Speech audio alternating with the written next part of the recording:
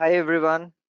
The agenda for today is what is red team. We will learn that what is a red team, what is red teaming, what things we do in red teaming, what methodologies that we follow in red teaming. Red team kill chain. Like if the kill chain of red teaming, if it is same as pen testing or it is different from pen testing. We will learn about that as well. Then we will go to the MITRE attack framework. We will see like what is MITRE attack framework, how it looks like, how the peoples use that framework, what things are there, how we can get the intelligence from there. We will learn that, right? Then we have playing with MITRE framework that we will see what red teaming framework that MITRE provide us, right? So what kind of frameworks we have for the red teaming and how red teamers use MITRE, right? So we will look into that as well. So this is the agenda, right? Okay. So the first thing that we have is red teaming. So I would say that what red teaming is, red teaming basically is the simulation of a real attacker's activity. So what we are doing, we are simulating the things, right? So I would say simulation of a real attacker, right? Now, the activities that real attacker will perform, right? We will use that. And it is based upon your most up-to-date knowledge. What are the risks that are relevant for a specific company? And it also do what? It also assists you in independent security teams for configuring real world attacks to find out where the organizational barrier can be breached, right? There can be like if you are running a business, how how attacker will breach your business if there is any vulnerability present, right? Now what happens in red teams, like red team basically does what? In the initial phase, a red team gains the initial access through the theft of user credentials or by doing the social engineering techniques, right? So once a red teamer is inside the network, then what a red teamer do? A red teamer will boost its privileges or escalate its privileges, and that person just advances laterally across the systems to infiltrate in the network as deeply as possible, right? And we have to, being a red teamer, you have to make sure that you should not be detected. This is a work of yours. You have to make sure you are not detected by the blue team, right? So everyone knows, right? We have a red team and we have a blue team, right? So red teamers are what? Red teamers are the offensive peoples, right? So red teaming is an offensive field, the people who do the attacking part, the exploitation part, right? And blue teamers are the defensive peoples who do the defending of the attacks. Like if they will detect the attacks, or if they try to find out that if they're if our company is under attack, or if someone is trying to attack us, if someone is uh, the things that people are doing, that if they detect anything out of the box or out of the thing, right? So that is the blue team. So what we are doing in that, in attack simulation, we are simulating the attacks, right? That we cannot just think of that. If you are sitting inside your organization, you are a red teamer, right? Now you have full-fledged privileges to do the attack, right? Because you are a red teamer, you can do the attack, you can find out the vulnerabilities. But think of that situation. I have a web server work going on, like I have a web server that is working, and I directly attack to it. What will happen if the attack was successful? Being a red teamer, I'm successful, but being a person inside the organization, I'm not successful in that, because I don't want my organization to face the downtime, right? Because if I do a DOS attack on my web server will be down, right? So my website, the website of the company has to face the downtime, right? So in this breach and attack simulation, what we do, we create the same, and in the virtualized environment, we create the same environment as our organization. We create the same infrastructure inside that, same virtualized infrastructure, and then we perform the attack, right? So that is also under red teaming. Now, what red teaming is, even if we are attacking, but we are attacking our own organization, we are trying to find out vulnerabilities in that so that we can protect our organization, our firm from, and all of us, its assets from the attackers, right? Now, red team does what? It focuses on your company's technology, right? So, technology is the main thing. Apart from technology, we also take care of people. That sometimes what happens, attackers do not find what kind of things you have, or what kind of let's say vulnerabilities you have. I'm an attacker. Being an attacker, if I'm attacking your company's website, I'm not able to find anything, right? If I'm not able to find out anything, that's okay. But what I can do, I can just play with the minds of peoples, right? We also call it social engineering, right? Like hacking the human, I call it. That social engineering is what's hacking the human. Like by calling someone or by talking to someone, we are convincing a person to get the information out of the peoples, right? So that is hacking the human. Now, if I'm calling someone, I can call someone. I can send a fake email to someone for sharing the credentials, right? So that's the thing. So what it does, it also takes care of people's the physical locations as well, right? So that's also the thing, right? Prepare, you should be prepared, like your technology, your people, your physical locations, all things should be prepared for whatever comes in your way, right? Like even if your business is small, even if your business is a very large business, red team is essential, because the red teams are expected to be more inventive, and they, like, if you are a red teamer, so every person in your organization will think that you always think out of the box, right? Like the pen testers that we have, the pen testers and the penetration tests that happen, like not even pen testers also think like out of the box. But the thing is, if you are doing a traditional pen test, you have some of the things that you cannot do, right? You have like in pen test, you have to do the planning and scoping, right? So in planning and scoping, what you do, the person who is making you do the pen test will tell you the scope, that what things you can attack, what things you cannot, what you can test, what you cannot. So right inside that, what you have your hands, uh, not fully fledged testing you can do, right? So that's why it's there. But in red teaming, you can do the fully fledged testing, right? So that's happens, right?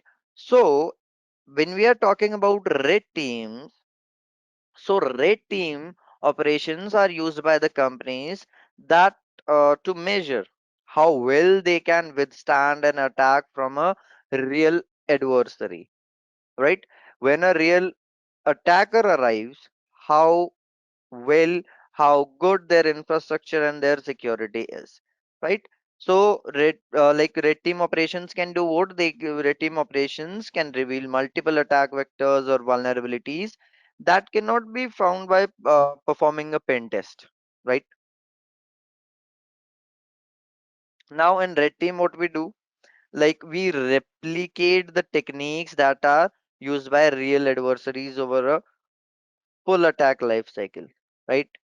Now the results that we get after doing the red team assessment, right? Those results are used by companies blue team to write the signatures for specific malwares or payloads that the red team has uploaded in order to improve their detection, right? So how the detection happens, like our we have IDS, IPS, SIM solutions. So in those, the detection happens by doing what? By doing this thing, by writing the signatures of the things inside, right? So if you have, let's say, an exe file, yeah, I have an exe file, I want my IDS, IPS, or my SIM solution to detect an exe file. So I will not write just exe, yeah, I will just write the signature of that.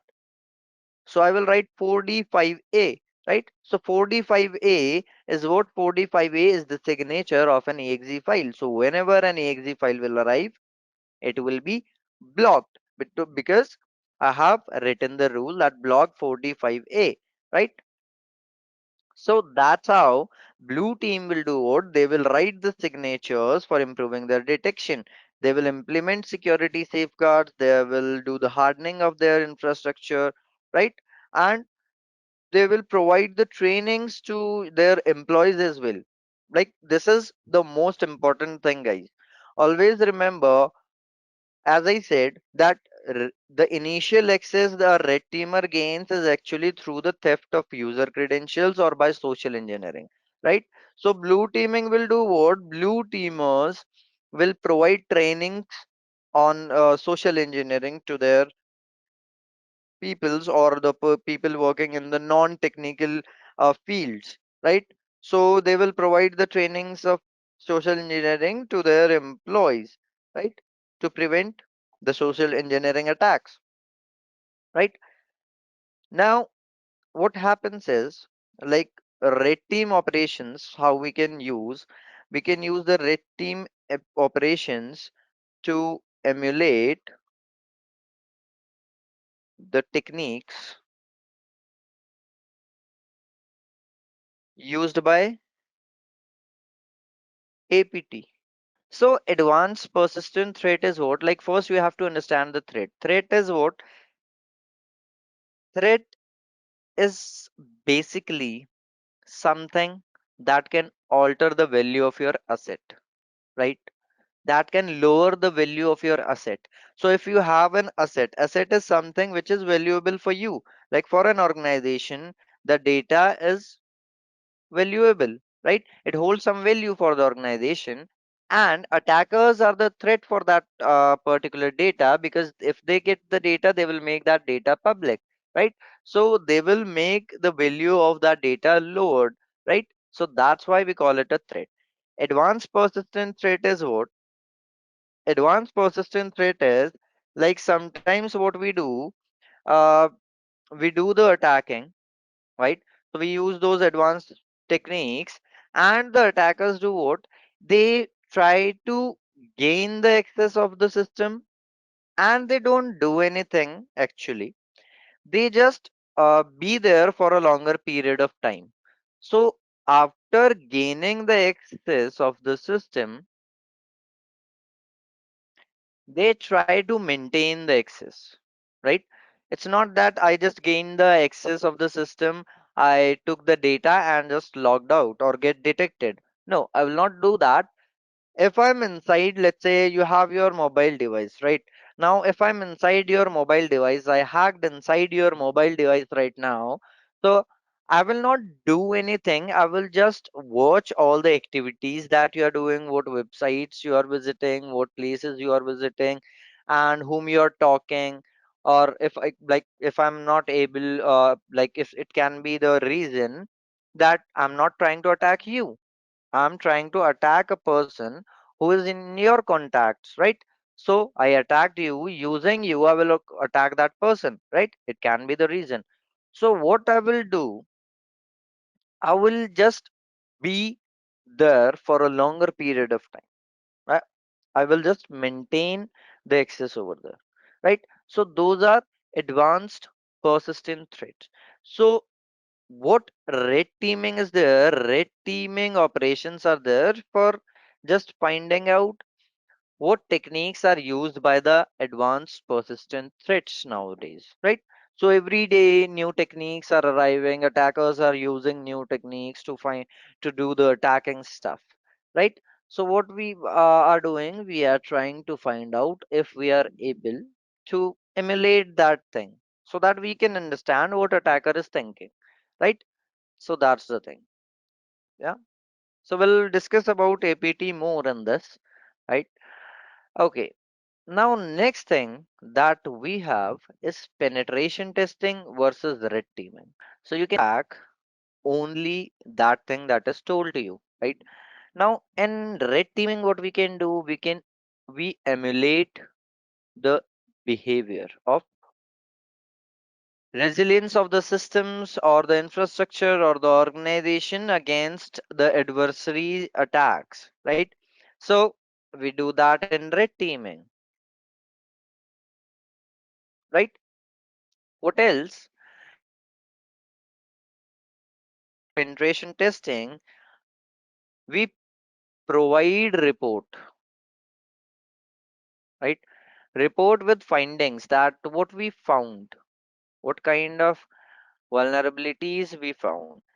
And here in red teaming, what we do, we just provide actionable results, that i I found something, and in that what we will do, like I will just provide a report. That will also be a report in red team. But I will do what? I will provide a report that on what things you can take actions on. Right? So I will provide that report to the blue team, right? Like the senior person, I will give that report. That report will be then sent to the blue team, and blue there will be some things that what results you can use for the detection. Like we use something, we were able to get inside your network undetected, right? So for that, for detecting these kinds of attacks, what you can do, right? So that is what, that is your red teaming. So in penetration tests, right? Like penetration tests have six different types, right? So most companies pen tests are only focused on one or two areas per engagement. Like a business, in a business, what you may choose to run a social engineer pen test and an external pen test simultaneously, right? Red team attacks are more like free for all, right? So they have a complete freedom over the methods and the pathways that they use to breach your systems, right? So that is what, that is one more difference, right? Now there is a huge difference in time as well, right? So time, like we have to provide a time frame, like in how much time the test will start until how much time it will be ended, right? So there is a huge difference in that as well. So pen tests are more focused on specific types of engagements with defined scopes, and we discussed about that. We have scope, and pen test lasts for like 2 to 3 weeks, right? Red teaming, whereas red teaming goes much more in depth, and the typical red team project extends from 3 to 6 weeks, and even sometimes longer than that, depending on the size of the company and their how many systems they have, their systems complexity, and their systems infrastructure and their security, right? Now, penetration test, if we talk about, the goal of the pen test is to find out as many as weaknesses as possible in a time span, like 2 3 weeks I have given. So in those 2 3 weeks I will be finding out as many as uh, weaknesses or vulnerabilities that are there, right? So pen test sometimes can be noisy, right? A lot of processes running and lot of traffic going in and out, right? So that's what I mean by the noisy word. And during a phishing campaign for a social engineering pen test, for instance, let's say, so an employee can realize that they received a suspicious email and they may report it to their boss, right? So a lot of noise is happening in the organization. Red teams do what? Red teams, they want to be to stay in a stealth manner. They do everything in stealthy mode, right? Stealthy mode means they don't want a lot of traffic. They want to remain undetected in the target systems for as long as possible, and finding out more and more information as much as they can escalate throughout the company's network, because they are after the sensitive data and they want a longer time to acquire it, right? So they work silently in the shadows and they don't want to get discovered, and they don't even tell that we are inside the network or we have found a way inside the network or not, right? Now these are good things, like we are getting something for inside the company. We are finding out the vulnerabilities, or we are finding out the in-depth things for the company. But one thing that matters for our organization is cost, right? So like in red teaming, what we are doing, we are, for a red team project, we are going in depth, right? So a red team project costs more as compared to pentest. So let's say if pentest is of $25,000, the next thing that we are moving on to is the red team methodology, or you can also say red team kill chain, right? The red team methods or red team phases, right? So what we have is, we have the methodology in red team, right? Now the first step, like we start from here, the first one is your initial reconnaissance. Reconnaissance also means information gathering. Now, information gathering is what, guys, when we are talking about information gathering. So, in information gathering, what we have different techniques, right? So, we have active information gathering, we have passive information gathering. So, when we are just communicating with the target, let's say there is an organization that is our target, we have, if we are communicating with that organization and finding out the information, that is what, that is paths active, right? We are actively communicating with it. But when we are finding out information through different places, we are not communicating with the target, that is passive, right? What in this happens, the attacker does what? The attacker researches a victim. So attacker chooses the targets, right? The systems and the humans, and then attacker chooses his or her strategy, assault strategy, that what a strategy will use. And the attacker can hunt for like internet facing servers or the individuals, so he can do the social engineering to find out the information, right? So that is what happens in the initial reconnaissance.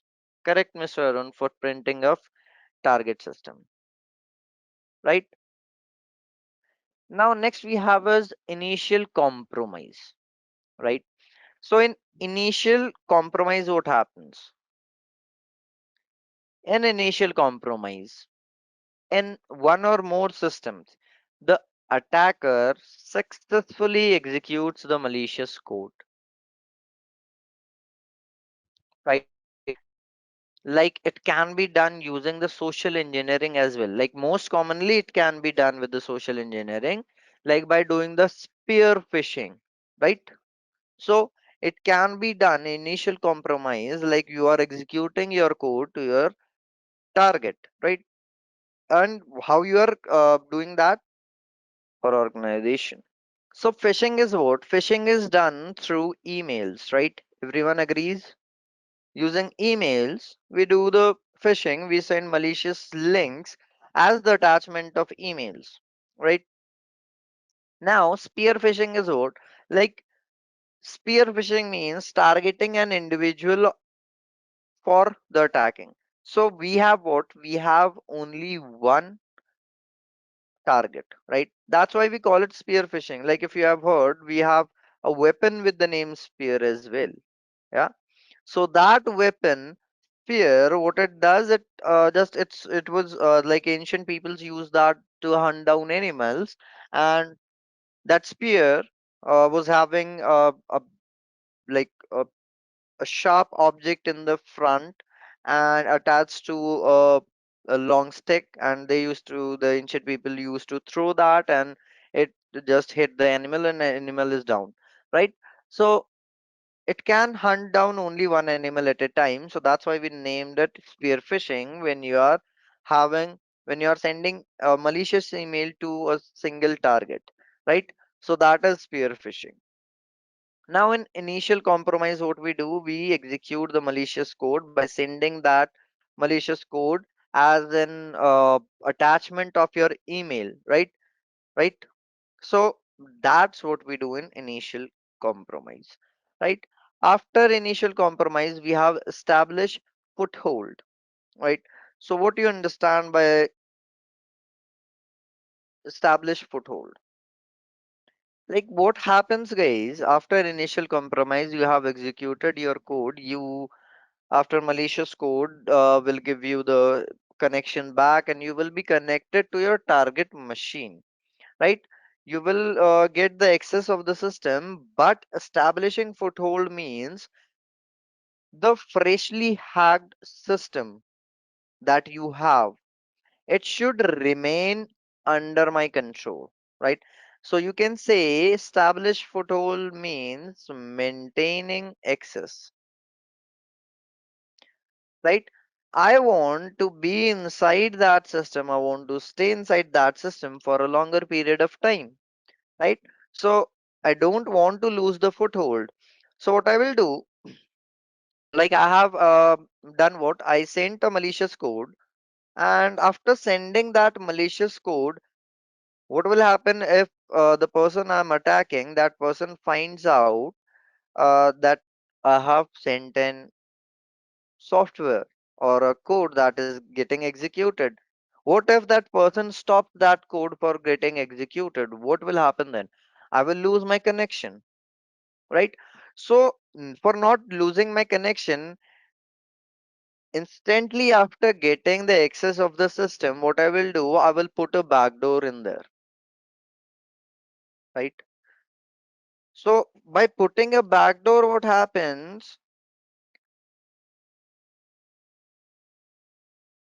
The person will get, like, even if that person removes your code, you can just directly connect to your backdoor, because that person does not knows that there is a backdoor, and using that backdoor you can again connect to that machine, right? So you can just do what, you can gain the foothold on the victim's machine by installing a persistent backdoor or by downloading other programs or malwares in that system, right?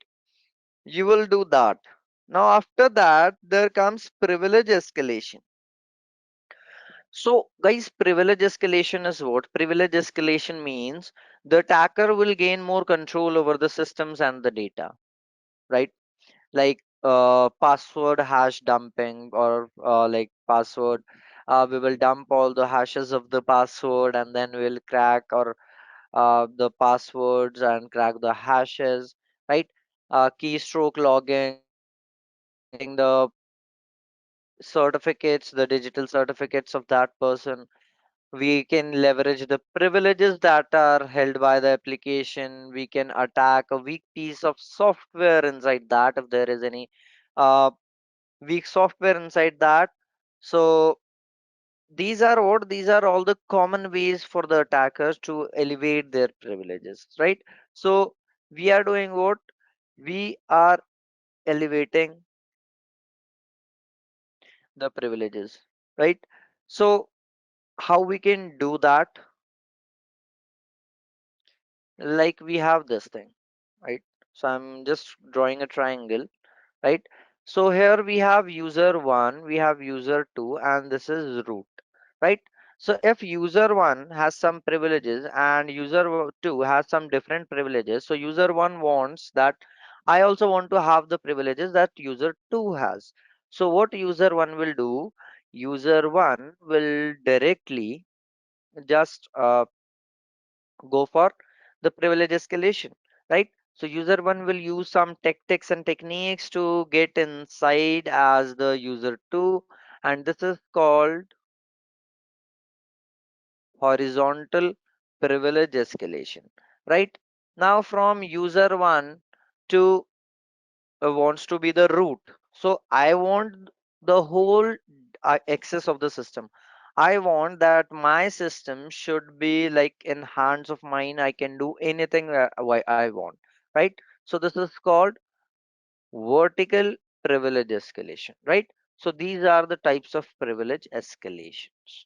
Reconnaissance means, guys, information gathering. Internal reconnaissance means now attacker is inside your environment, right? Now attacker is inside the system, right?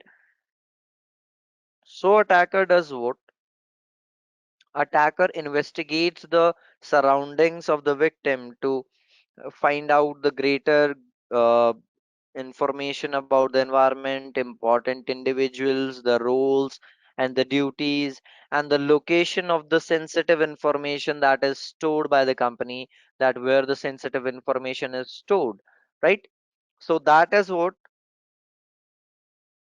That is your internal reconnaissance. Like we have done the reconnaissance about the company, but from outside only. So we are getting that much information that a company has shared, right? But when inside the network of that company, we are able to find out more information about that company, right? So that is what? That is your internal reconnaissance, right?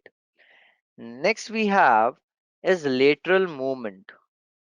So what happens is, let's say we have lots of devices, like we inside an organization. When you have an organization, you have a lots of devices inside the organization, right? Now what happens is, like the attacker is inside this system, let's say. Yeah, I'm the attacker. I got access of this system. I'm doing the internal reconnaissance and I did the privilege escalation. I established the foothold as well, right? Everything I have done, but I got to know that the system I am in, this is the system of, let's say, a receptionist. Yeah, it can happen, right? So this is the system of a receptionist, and the receptionist does not have a lot of privileges given, right? So I don't have lot of privileges. I did the privilege escalation, but the privilege escalation was done only inside that system, right? So I got the root user of the system, but after getting the root user, I got to know that I'm not the having a lot of privileges, right? So what I did, then I did the internal reconnaissance. I found a lot of things, and then I did the lateral movement, right? So I found a way from this system to the next system, and from this system to the next system, and using that the next system, right? And I'm just moving laterally to get the access of from this system to the next system, and I'm moving laterally to get the more privileged account and more privileged access of the system, right? So attacker does what? Attacker utilizes his or her access to move from system to system within the compromised environment, right? After that, what attacker does, attacker maintains the presence, right? Maintaining the presence means, again, what we are trying to do, like we are inside the whole network. Again, we are creating a foothold, right? We are establishing a foothold. What we are doing, we are ensuring continued access to the environment, right? So we want to continue we are getting the continued access to the environment. So what we want, like, we want to have the presence of ours for a longer period of time, because we are what? We are APTs. Clear? Like we want to be an APT group, advanced persistent threat group. So we want to have a continued access for the environment for a longer period of time, like it can be from days to months, right? So that we do in maintain presence. Next we have is complete mission. Now complete mission, the attacker does what? Attacker achieves his or her objective, and then frequently starts stealing the intellectual property or financial data, or the knowledge about the acquisitions or the mergers of the company, the information by which a person can be identified, right? Like we have what? We have our passports, right? So if you will see my passport, you can identify me, right? That I'm the real Ashish, right? If you are there, so you are the real person, so you can be identified by that. You have your details, credit card details, emails, social security number, right? Different things are there. So that is PII. So in the complete mission, what attackers try to do, right? Attackers try to find out that how we will just obtain the information from the target, right? Now we do all these things, but for the understanding, the access of a network and move undetected across the environment, red team should be devious, right? So we are doing what? As a red team, we are adopting the attitude of a skilled opponent, right? So the red team member is technical, creative, with the ability to exploit system flaws and the human nature, right? So the red team person has to know about the things that we call TTPs, right? Tactics, techniques, and procedures or procedures, right? So the attack tools, the frameworks that today's adversaries are using, we should know everything about it, right? Now, red team member, like there are few points or few qualifications that you can say about the red teamer, that a red team member should have good understanding of computer systems and the protocols, security methodologies, tools, and the protections as well, right? And a strong software programming abilities are also required for that, for bypassing the typical security methods. And you should have the experience in pen testing as well, and it will also allow you like exploit the common flaws while avoiding the activities. And you should be skilled in social engineering as well, right? So a good social engineer, that you can say, does not need any of the code or anything to get the information, right? There are some peoples who are just only social engineers. They never do the coding and the exploitation, by writing the codes. They just do what? They find out information, right? By doing what? Either they can do what they can do, they can call through over the phone, they can call you for finding out the information, they can even just they can do what? They can send you the email, malicious email or fake email, right? So by that they try to gather the information, right? So a red teamer should be skilled in that as well, right? Clear? Okay, great.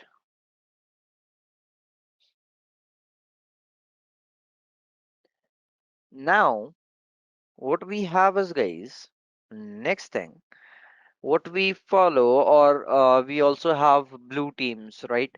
So what these blue teams follow, they follow something with the name MITRE Attack Framework. So what we have MITRE Attack Framework, and this ATT and %CK that you can see. So for the person who does not know that, so it stands for adversarial tactics, techniques, and common knowledge.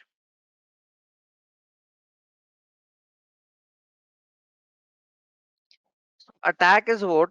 MITRE is an organization that works and that is there for creating different of the tactics and tactics and techniques. They provide the threat intelligence to you. Like threat intelligence is what? Like you have about the threats, you find out more information that what are nowadays threats are doing, what things they are using, right? So they have a framework with the name attack, which does what? Which helps the blue teamers to find out the information about the tactics and techniques that are used by the adversaries nowadays, right? Now this like MITRE was this attack framework came in 2013, right? This was published in 2013 to detail the attackers tactics and and approaches that are based on real world observations, right? So whatever attacks they have heard of and the way that attackers are attacking, so whatever they heard, they put that in the attack framework, right? Now, this is constantly updated to reflect the changes in the threat landscape. So, from 2013, it changed a lot, right? And it has become a well known information repository for industry to better understand the attackers' models, techniques, and countermeasures, right? So, how it all started? It started with something with the name cyber kill chain, right? There is like MITRE attack framework follows cyber kill chain, right? Now cyber kill chain is what? Cyber kill chain is created by Lockheed Martin, right? So Lockheed Martin is who? Lockheed Martin is an organization, right, who created cyber kill chain. How they created? Now this thing is coming from, guys, World War II, right? Like this this is coming from World War II. So the US military has a kill chain framework, a kill chain for killing, like doing the killing of the enemies, right? So what they have, like in World War II, they have that. So Lockheed Martin, the organization, they came to know this and they started discussing about the things. And in the digital world, also we should have a cyber kill chain framework, right? So they created the cyber kill chain framework. So let me just show you, right? So the name, like the in US military, they use the thing with the name F2T2EA, right? So this was the thing that they were having, right? So what is that? So let me just take you to that place, F2T2EA. So what we have, F2T2EA, right? Okay, so as you can see, this says the kill chain, right? Now, F2T2EA, if you can see it as a one military kill chain model, which includes following phases. So what we have in that, find, identify a target, fix the target's location, track, monitor the target's movement, target, select an appropriate weapon or asset to use on the target to create desired effects, right? Then engage, apply the weapon to the target and assess, evaluate the effects of the attack, including any intelligence gathered at the location, right? So this was like you can see that the approach and the techniques that they were using in that era around the time of World War II, how much good was that? And still we have cyber kill chain related to it, right? Now, before that, there was previous terminologies of 4F. So find the enemy, fix the enemy, fight the enemy, finish the enemy, right? So this was the previous approach. So from here, this thing is coming, right? Now what we have like this framework. So this framework follows what cyber kill chain. So let me just show you the cyber kill chain as well, that how it looks like. So we have Lockheed Martin cyber kill chain, and if we go to the images, so we can see over here that we have this cyber kill chain, right? Just let me find a picture for it, a proper picture. Okay, so we have this, right? So what we have in that, if like some of you guys might have seen this, some of you are might be seeing this first time. So what we have first step as reconnaissance, then we have weaponization where we find the weapon, then we have to deliver the weapon. Like if we have a payload, so we created a malicious code and then we delivered it using the delivery. In the delivery part, then we do the exploitation, that when the victim downloaded it, it executed and installed. So installation phase was where the installation was done, then command and control. So the attacker will connect to that using command and control, right? Because that thing that we have sent to the particular victim, it is commanded and controlled by the attacker, right? Then we have exfiltration. So attacker just exfiltrates the thing that we have, right? So that is what your cyber kill chain, and that is what your MITRE attack follows, right? Now let's go to the MITRE attack and see what it is, right? So we will be going to the website of the MITRE attack. So you can see over here we have attack metrics for enterprise, right? So what you have tactics, you have techniques, you have procedures, you have everything, right?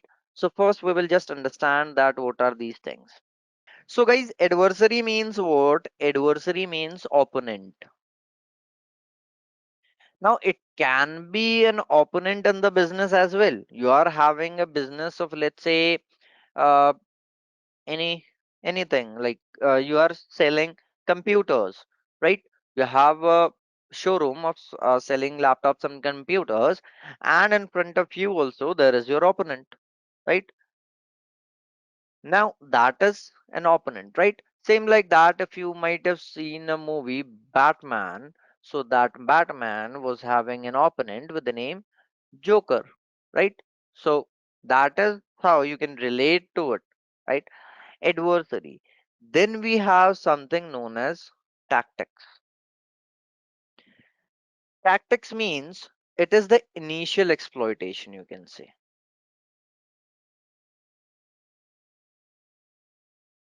right? So we call it initial exploitation. what you will do, right? And what is your what do you want to do? Like if you want to do the privilege escalation, if you want to do the reconnaissance, if you want to do the lateral movement, what you will do, that is your tactic. What technique you will use to do that, right? So like the technique means how do we do it, right? I want to do something, but how will you do it, right? That is called the technique, right? And then we have like procedures as well, right? So in the procedures we discuss about what you will do next, right? So these are the three things in the attack framework, right? Now let's go to the attack, the website of attack framework, and let's see what we have over there. So can you see, guys, the things that we are getting, like this reconnaissance, right? Resource development, initial access, persistence, privilege escalation, defense evasion, credential access, discovery. Then we also have lateral movement, right? Now we have different things in there, right? So you have different examples in there, how to modify the things and how to modify the authentications, right? So different things. Now if we click on matrices, so you have matrices for Windows, Mac, Linux. You have for cloud as well, in Cloud Office 365, Azure Active Directory, Google Workspace, SaaS, IaaS. For everything you have your matrices. Then for mobile as well, like Android and iOS, it's there, but not for the KaiOS. Like KaiOS is used nowadays, but it's not there, right? So we have this thing. Now in here you can see that we have reconnaissance, resource development, and different things. So let me just go to the end, like lateral movement, collection, command and control. So can you see, guys, these all at the top that are written, like if I click on privilege escalation, so system, root level, local administrator, user account with the admin like access, user accounts with access, and inside that there are different techniques, and every technique is given ID, right? And a different name, like abuse elevation control mechanism, set UID, set GID, so user ID and group ID, bypass user account control, sudo and sudo caching, elevated execution with prompt, access token manipulation, token impersonation, different things are there, right? So this is the tactic, right? For performing this tactic, what we will use these techniques, right? So we have like tactics for enterprise. These are different tactics. You can open any tactic. So you can see there are 14 tactics. And if you click on techniques, so there are 188 techniques and 379 sub techniques. So in total, there are 379 techniques, right? So it's updated. So that's why. These are different techniques that we have. In mitigations, we have different kinds of mitigations like account use policies, active directory configuration, antivirus, anti-malware, application isolation and sandboxing, audit, behavior prevention on endpoint, boot integrity, code signing. Different kinds of things are there, right? So let's go back and let's see the matrices. Now here you can see the different things, right? Now we also have something known as groups, right? So you have different like China based group, it is, right? Ajax security team, right? So here in the left hand panel, if you can see, so you have APT1, APT12. So these are different APT groups and their tactics and techniques that they use, right? So we have APT3, we have APT 29. So we can use these things, right? So if you will go back and see here, so you will get what, you will get something with the name attack navigator. So what I'm doing, I'm pasting the link of that in the chat as well. So if you guys want to use it, you can use it, right? So here you can do what, you can just create a new layer, right? and click on enterprise. So here what you will get a new layer, like you have a lot of all the techniques, right? So you can just lock the selection, you can just name it over here, right? So you can just change the name. Let's say I'm naming it advanced persistent thread 3. Yeah, so I have done that, right? Now I have what, like I can download this layer as JSON format, the layer information. If you want it, you can do that. Deselect techniques, right? Search and multi-select. So here you can do what? You can search for the techniques, like you can search for phishing as well, right? So from here you can select the things, right? And if I do what? If I select right APT3, yeah. So thread, we can just go to the thread groups and I can select this apt3.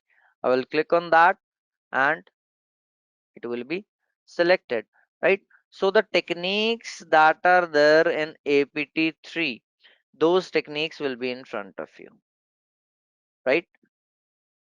So you can see the one that are having this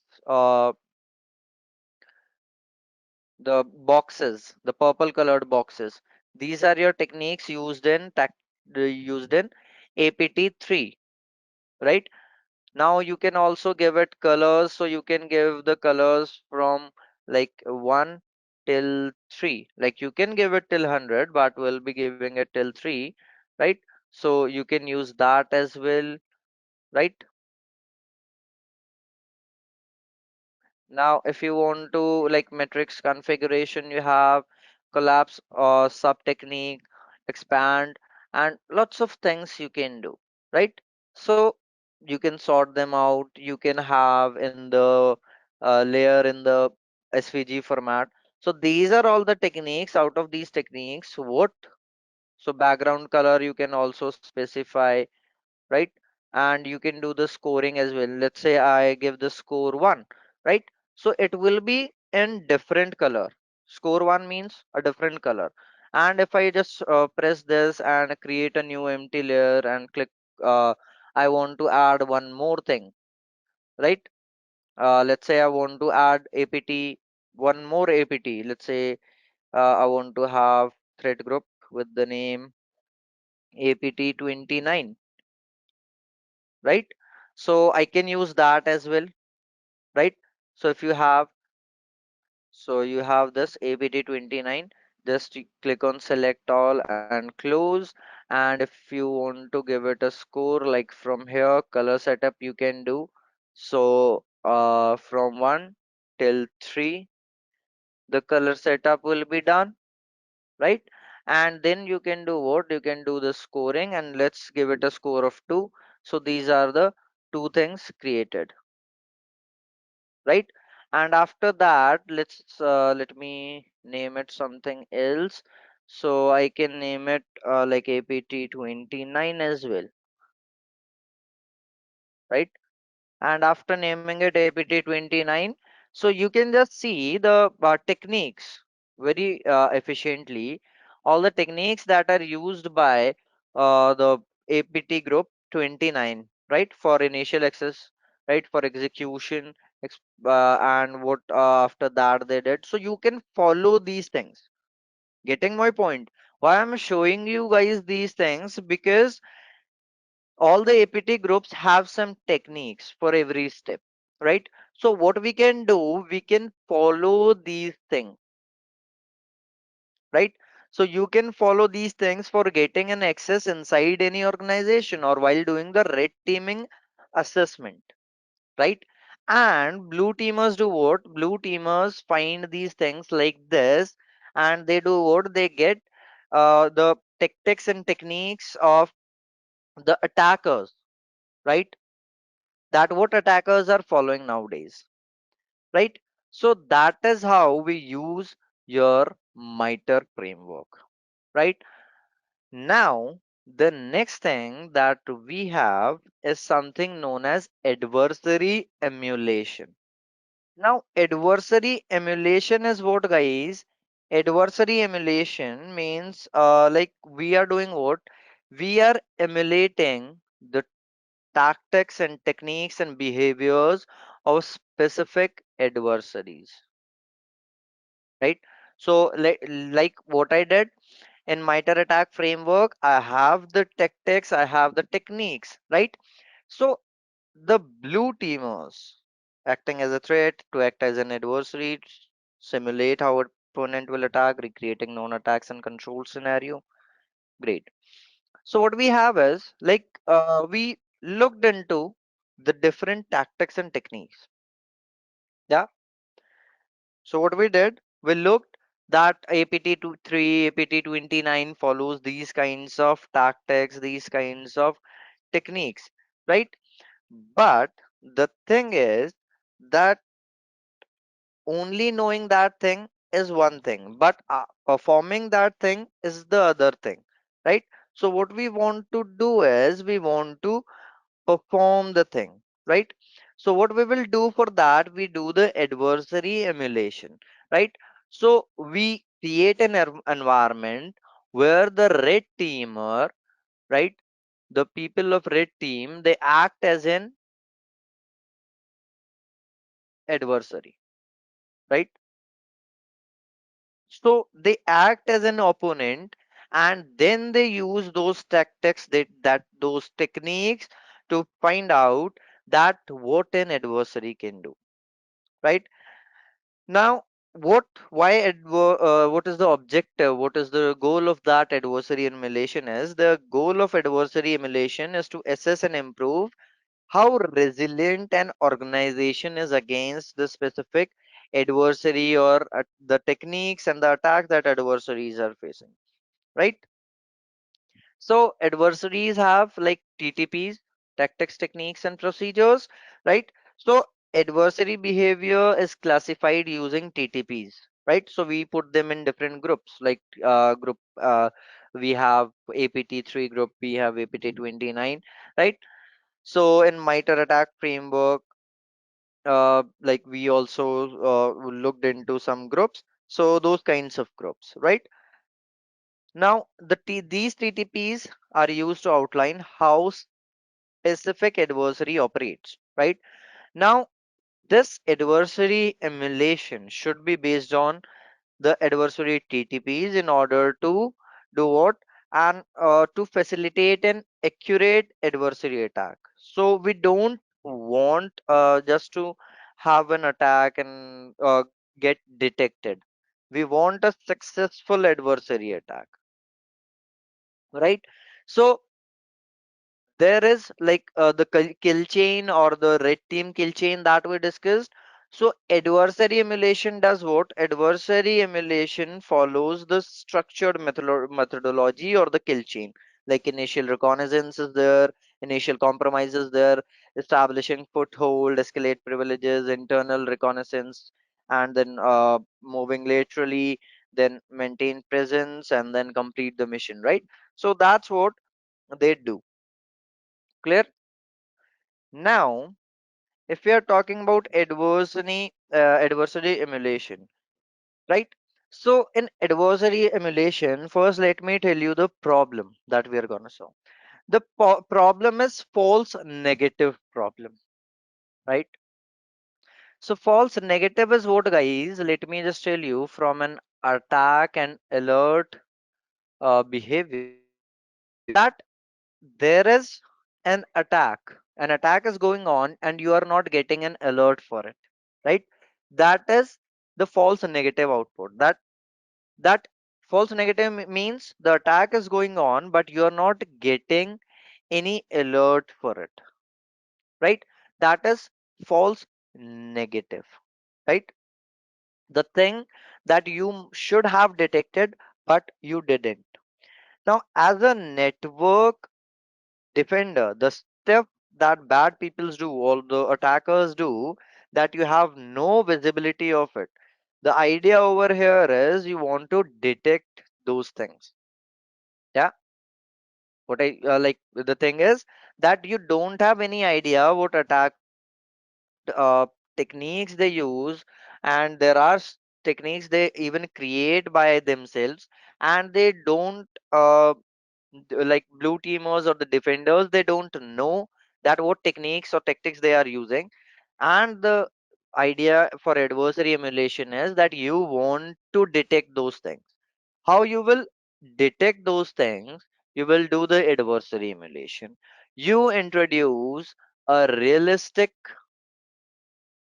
adversary, right? You introduce a realistic adversary to your network and see how far an attacker can go, right? So for that, an emulated adversary you can use, right? Now, if you have seen, let me give you a very good example, right?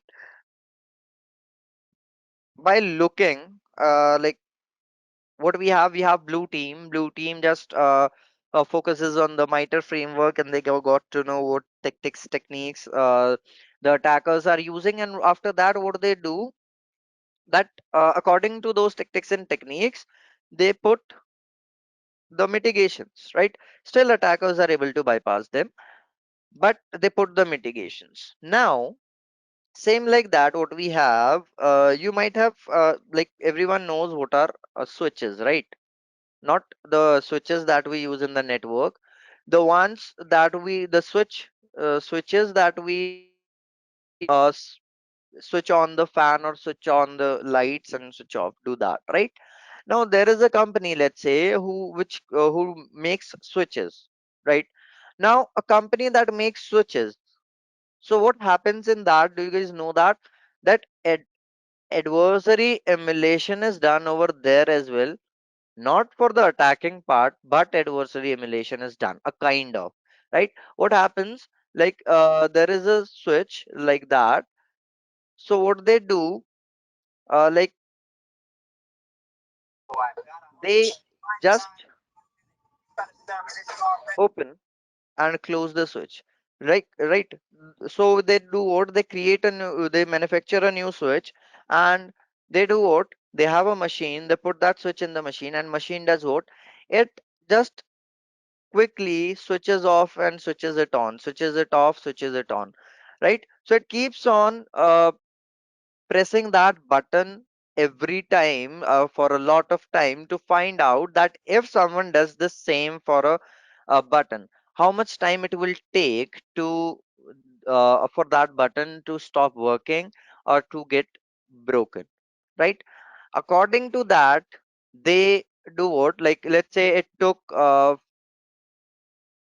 10,000 switch off and switch on attempts to get that switch broken, right? So they will say that for they will not take the this thing like risk. They will say that around 700 clicks you can do, right? So or 7,000 clicks you can do, right? So that is how the adversary emulation is done over there. But right now it's not a switch or a button that we can press and do the things. Here we have to make sure that our organization is safe, right? For that, what we do the adversary emulation, right? So in that, what you can do, you can determine whether if an attacker gets on your network, did I detect them, right? As a blue teamer, you will think that did I detect them, or how far did they get,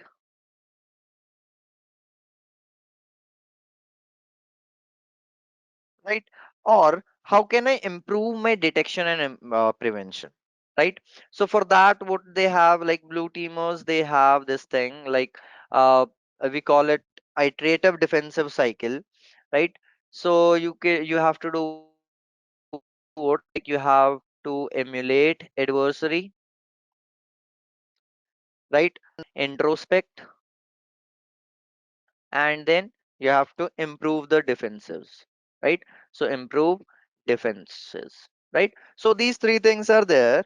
So what you have, like uh, after emulating the adversary, you do the introspect. After introspect, you do the improve defenses, you improve your defenses, and again you do the same thing, right? So it should be repeatable, right?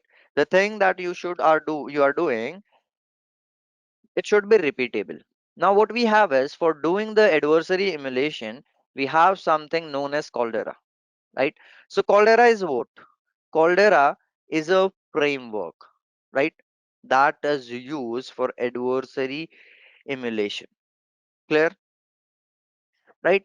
It is a framework that is designed to easily automate the adversary emulation, assist manual red teams, and automate incident response as well.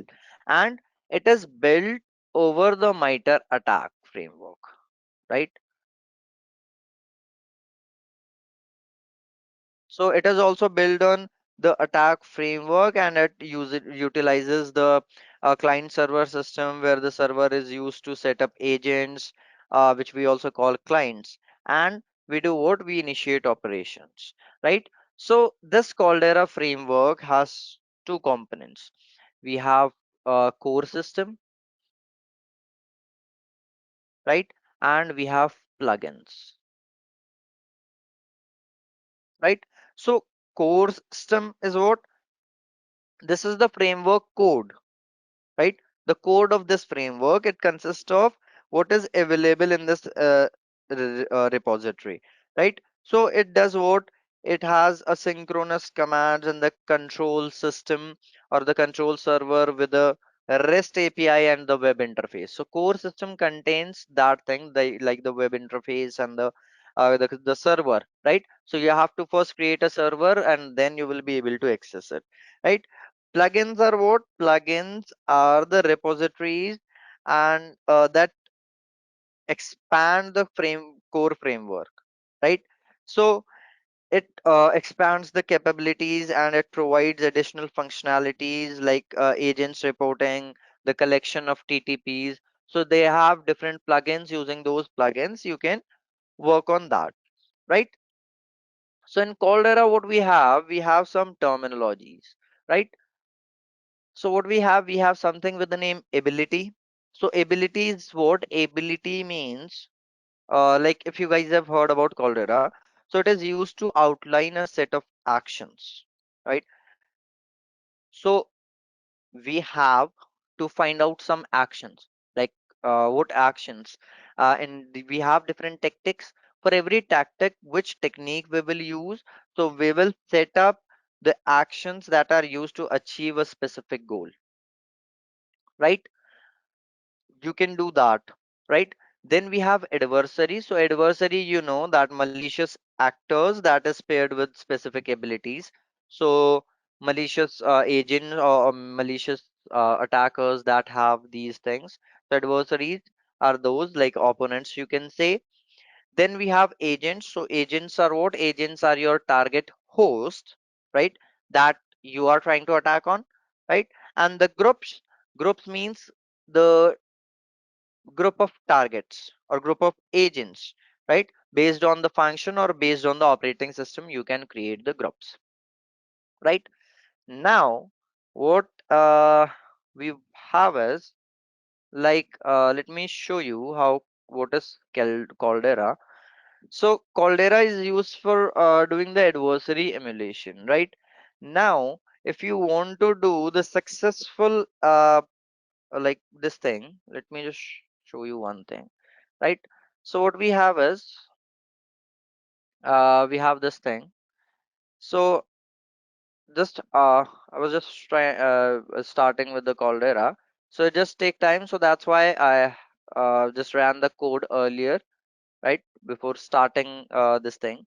So if you have a Linux machine, you can use this link to install Caldera, right? I have used this version 3.1.0, but the latest version that we have is like 4.0.0, which is like Caldera. We have this page. So this is a GitHub repository of the Caldera, that if you want to install it. So for installing it, what you need, like it's these are the different plugins that we have for Caldera, right? And any Linux or Mac OS. So if you have Linux, or if you have Mac OS, you can install it. You should have Python. Version should be more than 3.7, and PIP3, right? Python installer should also be there. And The hardware requirement is 8 GB plus RAM and 2 plus CPUs you should have, and the Golang version should be 1.17 plus, right? So the installation steps are these. Like I ran this thing, right? That you want to install Caldera, right? After that, what you will do, you will install these things, right? The requirements. So in your system, whatever requirements are there, right? So I have just done that, and I will paste this thing that install the requirements. So it will do what? It will start downloading all the requirements that are there, right? So whatever things we needed for running the Caldera, we have that. And after that, if you want to run the Caldera, so you will use this command Python 3, and inside the Caldera folder, like there will be a Caldera folder created. So server.py is there, and you will run that. So you will write like Python 3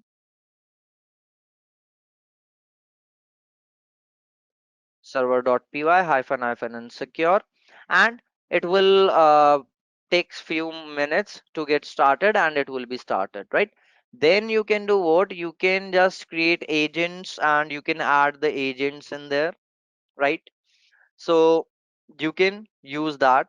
Now if you want the now Caldera is what, like if any of you has worked with Caldera is become has become like a bit old. So now we do use what? We use these things. Uh, from Red Canary, we have Atomic Red, right? So Atomic Red is what? Atomic Red is also same adversary emulation framework, but it is given by the Red Canary, and you can use it for doing the adversary emulation. Like in Caldera nowadays, what's happening, guys? Let me tell you the thing, that even if you will install it, there can be some errors, right? Like it's saying all systems ready. So I have just done what? I have started in my own machine. So if I write like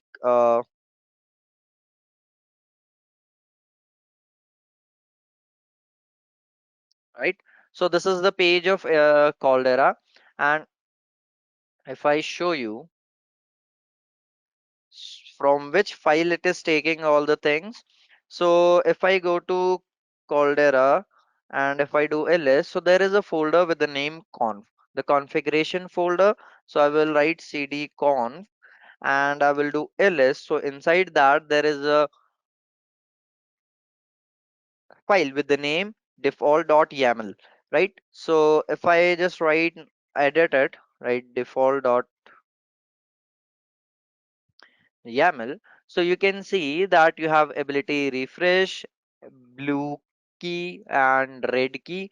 So you can deploy Caldera as a red teamer software as well as a blue teamer software as well, right? And it has like for app contact.http. So for http it will be using port number 8888, right? And for TCP connection, if you want to make, you will use 7010 7011. For UDP WebSocket 7012, and the port for web UI is 8888. And if you will go below, so you can see users. So the username and password for blue is blue and admin, for red is admin or red admin, right? So I will do what? I will just log in as a normal user. I will write red over here and admin over here. So you can see that this is the page of Caldera, right? Now here in Caldera, what you can do, you can click on navigate. You have agents, you have adversaries, you have operations, right? So agents are what? Agents are those things that you have for this thing, right? For connecting to your target machine, right? So those are your agents. So that's the thing. Now next we have adversaries. So you can create like new profiles, or you can use existing profile for adversaries. So in that you can use like check, collection, discovery, enumerator, super spy, hunter, nosy neighbor, right? So these are the existing profiles of the adversaries. So if you want to add the profile, just you can click on over here and you can add a profile, or you can use just a profile that is pre-configured over there, right? So for discovery and the collection and discovery, like different processes and different things are written over here. So it will use this adversary profile if you will use. So this adversary profile will use these particular techniques, right? So that is how you play with this thing, right? And apart from that, if you want to add the agents, so you will just have these things like beacon timers, how much time it will take to beacon from the attack from the target machine to back connection, right? We have different timers like watchdog timer and trusted timer. Now implant name, what you want to name it, right? So if you want to name it Caldera, you can name it Caldera, right? You can click on save changes and then you can click here to deploy, and then you can choose your target. Like if you are starting at the first time, or you are using it for the first time, and you have a target like you have Ubuntu machine, right? So you can use this thing. So it's written Sandcat, right? So you should have Go language inside your system, inside this Kali Linux, like if you are installing it in your Kali Linux. And here you have to choose the platform, for which platform you are using it, right? Let's say I'm using it for Linux, and contact.http. So here you will copy the IP of the server of Caldera. So in Linux, Kali Linux, I have pasted, like it's a bit like gray in color, so it might not be uh, visible correctly to you, but you can use this. And the implant name is perfectly added. Now what you have to do, you just have these commands: a Golang agent which communicates through contact. So it will be using your bash, right? So you can use this command, right? Or you can use this command, like it will be downloading with the random name, and it will be starting the connection as a background process. So you will copy this whole command given by the Caldera. You will go to your target machine, paste it over there, run this command, and you will get here, like in this page, you will get the ID, the host and contact, and the process ID of that, right? So that target machine will be connected to your machine, right? So you can use that thing as well, right? So that is your Caldera framework. After that, you have Atomic as well. So GUI component is missing, but Atomic is what? Like Atomic Red is also a thing that you can use, right? So as you can see, it's a library as well. So Red Canary Co and Atomic Red Team. So now Caldera is old, so we use Atomic Red Team. And if you want to use and get started with the Atomic Red Team, and if you want to do the adversary emulation with the Atomic Red Team, now the thing that we have is like if you want to have a very good adversary emulation, then a successful adversary emulation, how it looks like, what you have to do. So there are three things, right?